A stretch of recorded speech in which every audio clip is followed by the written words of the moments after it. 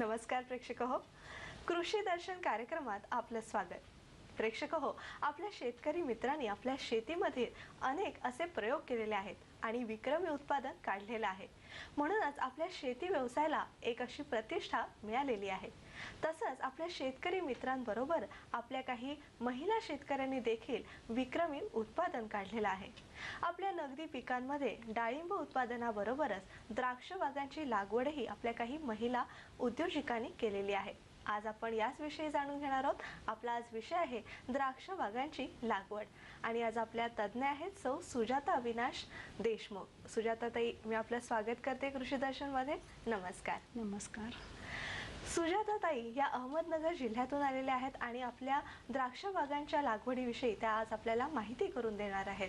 त्यांनी आपल्या महिलांसमोर एक असा आदर्श निर्माण केलेला आहे। आपण जाणून घेऊया त्यांची या शेती व्यवसायाकडे सुरुवात कशी झाली। सुजाता ताई, तुम्ही MA राज्यशास्त्रामधून केलेला आहे आणि तरी सुद्धा तुम्ही शेती या व्यवसायाकडे वळलात, याविषयी आम्हाला सगळ्यांनाच उत्सुकता लागलेली आहे, तर त्याविषयी थोडंसं सांगाल। माझा शेती व्यवसायाकडे वळण्याचं मुख्य कारण माझं बालपण वडिलांकडे माहेरी शेती आहे, मुख्य व्यवसाय त्यांचा। अच्छा। आणि सासरी पण मुख्य व्यवसाय सर्वांचा शेती हाच आहे। वडिलांकडे पूर्वीपासूनच पारंपरिक पद्धतीची शेती कोणीही करत नाही, तर आधुनिक शेती आहे सगळीकडे। चुलते वडील आता सेंद्रिय शेतीकडे बऱ्यापैकी वळालेले आहेत 20 वर्षांपासून। आता डाळिंबामध्ये विक्रमी उत्पादन काढतायत ते। तसंच सासरी पण सर्व उच्च शिक्षित आहेत, परंतु तरी कोणी नोकरी करत नाही। सर्वजण आमचा मुख्य व्यवसाय शेती हाच आहे दोन्हीकडे पण। आणि माहेरी आणि सासरी दोन्हीकडेही जी प्रगती झालेली आहे ती मी बघितली, ती फक्त शेतीतूनच झालेली आहे। आणि त्याच्यामुळे मला कुठल्याही, मी MA असूनही मला कुठे नोकरी करावीशी वगैरे वाटली नाही। तर आपल्याकडे नगदी पिकं अनेक अशी आहेत, तर त्यातनं तुम्ही डाळिंब नुजा निवडलात आणि आता द्राक्षाची बागायत तुम्ही फुलवलेली आहे, तर त्याविषयी सांगाल। माझी शेतीला तशी सुरुवात ग्रीन हाऊस पासून झाली। आमच्याकडे 2000 साली ग्रीन हाऊस होतो, त्यामध्ये मला बागकामाची आवड असल्यामुळे ग्रीन हाऊस मध्ये काम करायला सुरुवात केली। त्यातनं मला खतं, औषधं, मायक्रोन्यूट्रिएंट्स वगैरे याची माहिती मिळत गेली। त्याचबरोबर डाळिंब शेती होती आधीचीच, तर त्या डाळिंब शेतीतही मी चांगल्या प्रकारे लक्ष देत होते। मग असं करत असतानाच डाळिंबाच्या शेतीत कालांतराने झाडं जाण्याचा मर रोग आला आणि डाळिंबाची झाडं जायला सुरुवात झाली, बागा नष्ट व्हायला लागल्या।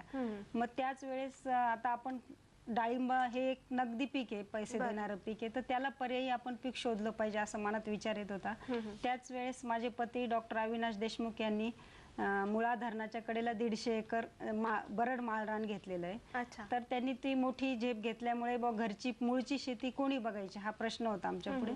तर मी म्हटलं मी बघेल ती शेती। मग त्यातनं माझी शेतीला सुरुवात झाली। तर मग आता डाळिंबानंतर कोणतं पीक करायचं, तर मग डाळिंबानंतर नगदी पीक कुठलं, तर द्राक्ष हे आमच्या डोळ्यासमोर आलं। आणि द्राक्ष पीक करणं हे तसं अवघड आहे, खूप संवेदनशील पीक आहे ते, करताना खूप काळजीपूर्वक करायला लागतं, परंतु ते एक अवघड आहे म्हणूनच ते पीक घेतलं। कारण असं एक मला माहित होतं की द्राक्षाची शेती जर केली तर त्याच्यानंतर कुठलंही पीक आपण करू शकतो, कोणत्याही प्रकारची शेती करू शकू, म्हणून द्राक्ष हे पीक निवडलं। तर द्राक्ष पिकाची लागवड जी असते ती आपण नेमकी कशा प्रकारे करायला पाहिजे। द्राक्ष पिकाची लागवड आता प्रत्येकाचे व्हरायटीनुसार म्हणा किंवा त्याचा अंतर स्पेस जमिनीनुसार असं वेगळा वेगळा ठरलेला आहे। तर आम्ही जी लागवड केलेली आहे ती 10 बाय 6 केलेली आहे, मांडव पद्धतीने केलेली आहे।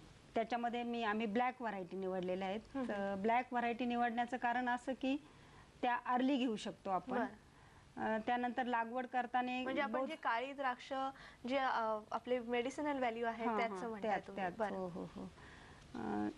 काळे लागवड करताना आधी रूट स्टॉक लावला जातो, त्यावर नंतर कलम करून मग मांडव वरती न्यायचं थोडं अवघड काम येते, परंतु ते जिकरीचं काम असूनही मी खूप व्यवस्थितपणे पार पाडलं ते काम। आणि 1.5 वर्षात त्याला खोडावरतीच माल घेतला गेला तिथे। तो खोडावर पहिल्या वर्षी विक्रमी उत्पादन काढलं।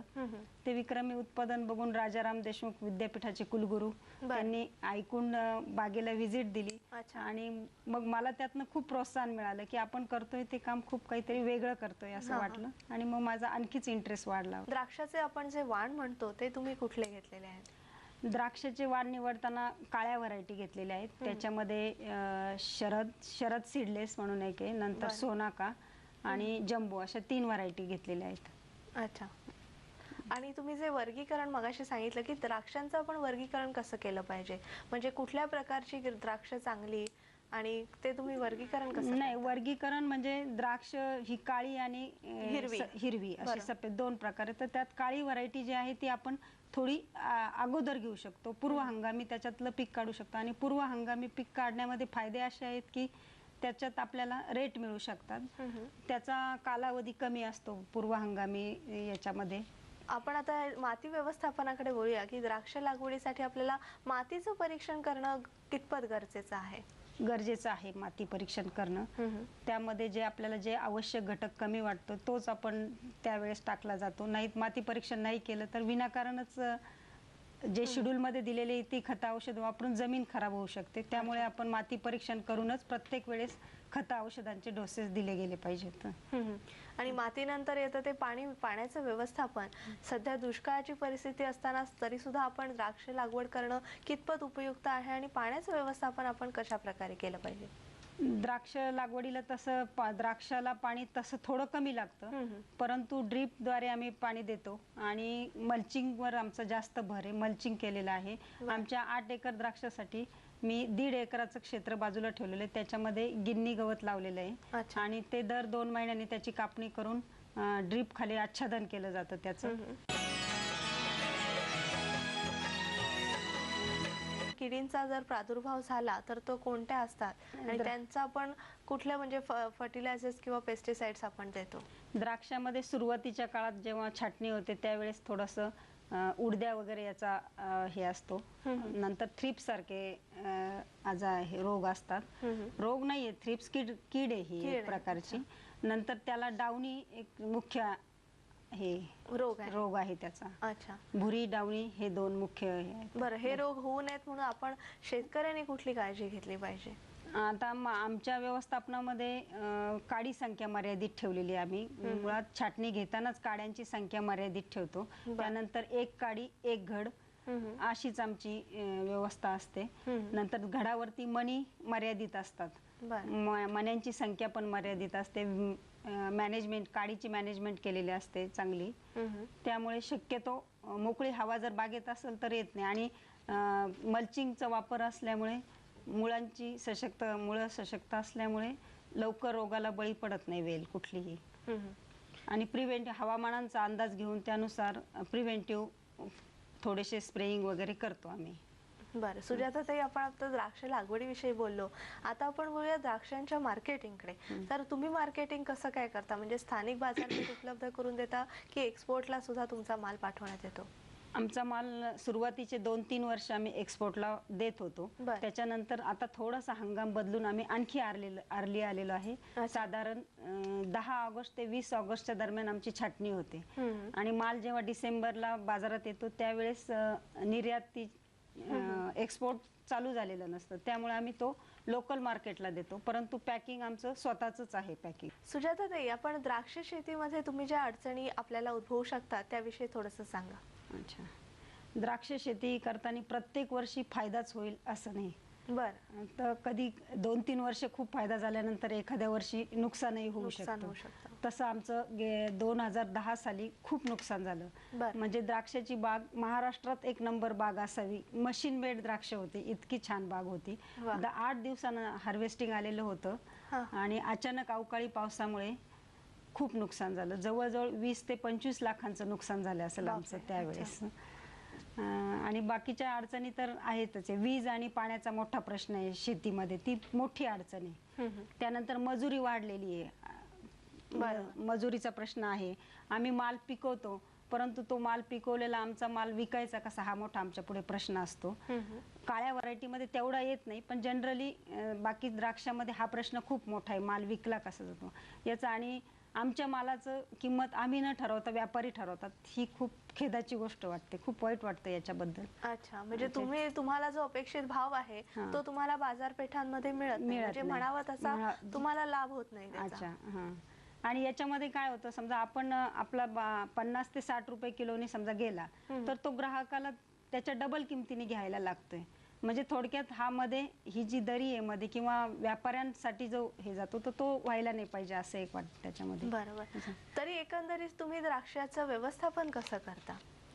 द्राक्षाचं व्यवस्थापन ही म्हणजे तसं शेती करताना शेतीमध्ये तशा खूप अडचणी आहे. बरं. खूप अडचणी असल्यामुळे शेतीकडे लोक थोडंसं कमी आहे. कमी लेखलं जातं शेतीला. कारण कोणी शेती करतंय म्हटलं की बुवा याला काहीच जमलं नाही म्हणून शेती करतो असं एक शेतीकडे बघण्याचा दृष्टिकोन आहे. परंतु आम्ही जी शेती करतो ती एक सकारात्मक दृष्टीने शेती करतो. तिच्याकडे किंवा शेतीमध्ये संकट तर ही नेहमीच येत असतात. संकट जरी आली तर ती एक आव्हान म्हणून स्वीकारतो किंवा ही आपल्याला एक संधी आहे असं समजून त्याच्याकडे बघतो. त्यामुळे आलेलं संकट आम्ही सहज निवारून नेतो आणि घेतलेलं काम हाती ते आम्ही तसं सहजच यश येतं त्या कामामध्ये असंही होतं. त्याच्यानंतर कोणतेही एकाच प्रकारचं पीक घेतो आम्ही. एक प्रकारचं पीक घेण्यामध्ये फक्त डाळिंब आणि द्राक्ष एवढे 2च पिकं आम्ही करतोय. त्यामुळे आमचं एक मोठ्या क्वांटिटीमध्ये मार्केटला माल जातो. मग त्यामुळे तिथे आमचा एक होल्ड तयार झालेला आहे, ब्रँड नेम तयार झालेला आहे द्राक्षाचा, ते द्राक्षाचा पण आणि डाळिंबाचाही पण, दोन्ही गोष्टींचा.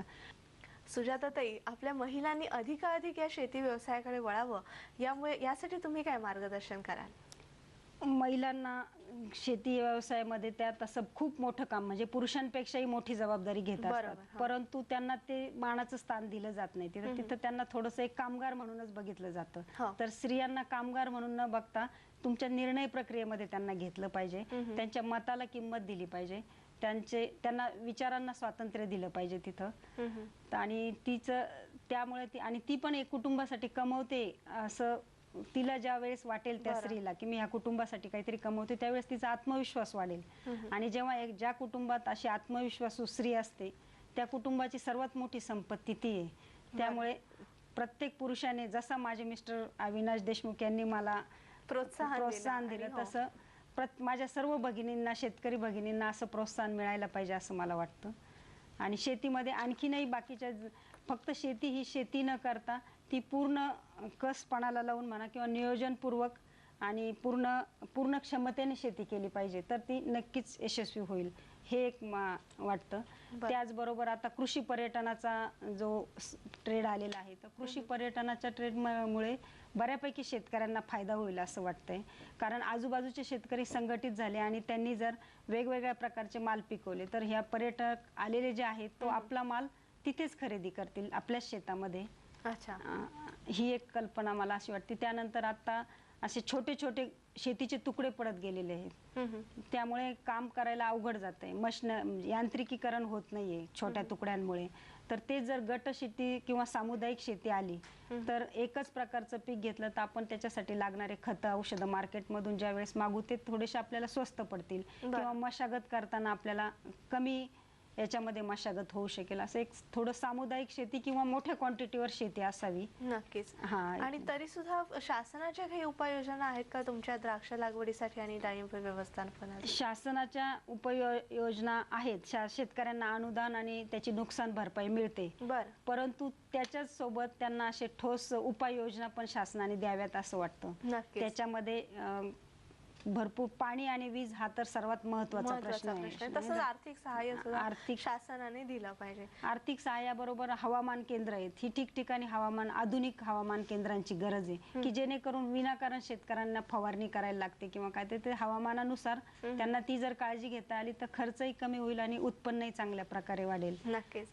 त्याचबरोबर समजा आमचा हा जो माल विकवतो आता ही साठेबाजीमुळे शेतकऱ्यांना वर्षभर काम करतो शेतकरी, परंतु त्यांना किती मिळतं आणि 2 महिने माल साठवलेल्या व्यापाऱ्याला किती मिळतो ही एक खूप मोठी दरी आहे. तर त्यामुळं शेतकरी ते ग्राहक ही संकल्पना जी आहे ही जास्त चांगल्या प्रकारे राबवली जावी आणि शेतकऱ्यांचा माल शेतकऱ्यांनाच विकता यावा त्यासाठी त्यांना एक हक्काची आणि सुरक्षित अशी जागा असावी असं वाटतं विक्रीसाठी. नक्कीच. सुजाताताई, तुम्ही खूप अशी द्राक्ष बागायत विषयी खूप छान माहिती दिली, त्याबद्दल दूरदर्शन तर्फे मी तुमचे आभार मानते. धन्यवाद. नमस्कार.